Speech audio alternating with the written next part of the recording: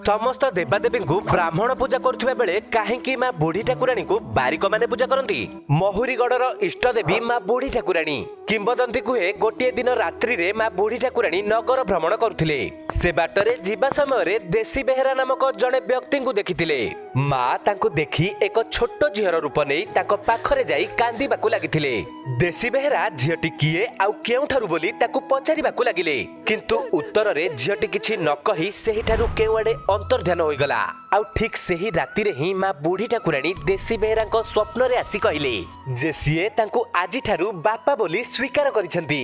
आउ काली सखाळु जेउ व्यक्ति प्रथमे आसी तुम कबाट बाड़ेइबो सिए ही मोर पूजार्चना करिबो। परदिन सखाळु देशी बेहेरा निदरे सोइथिबा बेले जणे बारिक आसी तांको कबाट बाड़ेइथिले। बापा जानि पारिथिले सेही बारिक ही आजि ठारु तांको झियर सेबारे लागिबो।